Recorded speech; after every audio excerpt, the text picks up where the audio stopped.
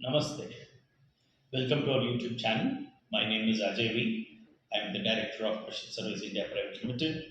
We have offices in Bangalore and Hyderabad. And I'm here to deliver or rather explain certain topics on civil engineering surveying. And as an educational episode, we have covered previously the topic of topographical surveying. And today we are going to throw some light on the aspect of cadastral map.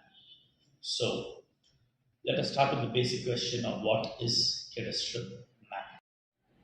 So what is cadastral mapping?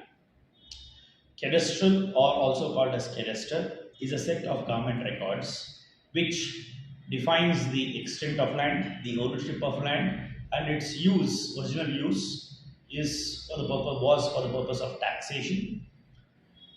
To simply put it, it was to identify the ownership, the extent of land held by the owner, and this in turn was used for taxation.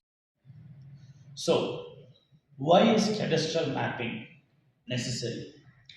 To understand why it is necessary, we need to go into a little bit of history with regards to the cadastral maps. So, as explained earlier, cadastral maps were the purpose, the original intent was to create revenue documents for the purpose of taxation. So, in India, the Indian government, or rather the British Indian government, for the purpose of taxation, as to how much taxes to be levied on a particular landowner, they undertook this surveying exercise. So they instituted a survey department of India, under which the whole of India was mapped. So the original intention was to identify the landowner, the extent of land that the landowner had, and yes, so to identify the extent of land, it was necessary to make the maps, because based on the geometrical shape only you can arrive at the area. So this was the basic idea with which the original cadastral maps were created by the Survey Department of India. This is an example of the cadastral map. We have scanned this document and you can view it. Typically, a cadastral map looks like this. So now, what is the relevance of these cadastral maps today in today's world? So, as I already stated, these revenue documents about what they are. These revenue documents were a part of the sale agreement or grant agreement. From the government, the lands were granted. How are they granted? Based on these land revenue records. This particular village, this particular taluka, or this particular hobli, this amount in this particular survey number, so much amount of land has been donated to such and such person. Or similarly, if a land was sold, it was sold based on this particular survey numbers. So, as you see, in the land records, that is the documentation of the sale deed, and even in the government records, the lands are defined by these survey numbers. Okay. So, what is its importance today? See, when those days, when this revenue records were created, all the land information, that is, in a particular land, what was the boundaries, were there any carved tracts? Were there any community lands? Were there any grazing lands or a temple or any other government buildings? All these things in a particular land was recorded by the Surveying Department of India for every survey number. This information that was recorded for each individual survey number became the cadastral maps. So now let us look at the applicability of this information in today's time, in today's world. These revenue maps, also called as cadastral maps, which were created for entire towns, villages during those days, are still used even today to identify the ownership, because it's a part of the document to identify the ownership, other than the legal rights that is passed on from father to son or father to daughter or generational hand down.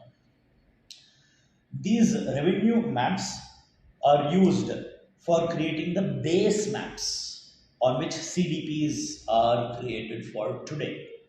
For example, if there is a road expansion project, you would have seen in the newspapers, there were several survey numbers which come up for acquisition for a national highway when it is being built. The compensation for those lands are based on these survey numbers. They identify who the owner is for the particular survey number, how much land is being acquired for that, and based on that, compensations are provided to certain people. So, this one use where the cadastral map is actually used for identification of the property owner, the extent of land. This is one information. In addition to that, as I told earlier, the cadastral maps already had information with regards to the existing cart tracks, nalas, drains, etc. Ideally, these nalas and drains are not supposed to be what you say encroached upon because they are the natural drains wherein when the rainwater falls, it has to be evacuated. Or if it's a cart track passing through, that means it's an easement. Easement is identified as a right in the by law of the land. Suppose your particular land is there and then there was a pathway in that land leading to another survey number behind your particular property which did not have access. The only access was through your property. That right has to be maintained even though you decide to build something. You have to allow right of access. So basically, these revenue maps are the basis on which the CDPs are made, and a CDP, when you go for a plan sanction or want to build a project, identifying these car tracks, those are the easement rights. If there is a nala flowing through, identifying that because the natural flow of water should not be obstructed. So identifying such kind of common community lands becomes paramount importance because once you build your entire project, it should not be a situation where it comes for a demolition. No, you have constructed your land in a zone where it's been community land and hence you are not the owner, so please demolish the particular building or this particular development activity is not allowed because the revenue record says so, right? In actual in reality, that the usage of that particular contract might have stopped, pathway might have stopped, there is no rainwater flowing. However, the revenue maps has a network of all these things, and the continuity in the network should not be disturbed. If at all it has to be disturbed, there has to be a written approval, and the Tahsildar or the correct concerned survey department and the revenue office should agree for a change of that particular position of those community lands. So now it brings us to the point of what do we do with this information. As I told you in the first educational episode, the topographical surveys, the as is various condition of the land is surveyed. In that as is various condition, we get the plot boundary. The owner is in possession of that particular land. But now what happens? We have cadastral revenue information also. These revenue information are also to scale. So what we do, these revenue maps, we digitize it. After digitizing it, we recreate it in a CAD software, and we recreate the polygonal shape what was existent when the survey was carried out, and also identify the locations where these cart tracks, these nalas or community lands were within the particular survey number. After digitizing that, we all anyway have an editable format of the topographical survey drawing that we have. We remove all the topographical features, use only the boundary survey document and this digitized revenue map. We superimpose it over one another. We try to make a best fit possible. This is an example of the digitized cadastral map which has been overlaid over the boundary survey map to carry out a comparative study which I have spoken about. Now, after we do this best fit, what we do, we identify whether this particular survey number, which is mentioned in the revenue document, and physically what is in possession, both have an alignment or not.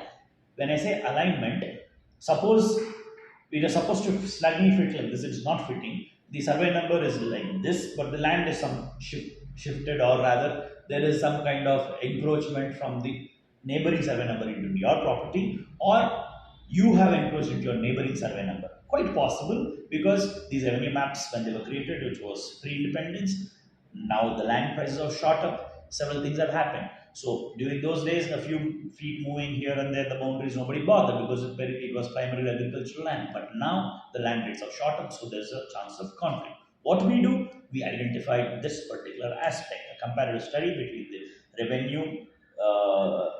revenue survey map and the actual physical survey, whether they do match. Once they do match, What we do is then identify which particular location this community land is, nala is, or any drain is going through, or there's a grazing land, or there's a cart track. We identify that.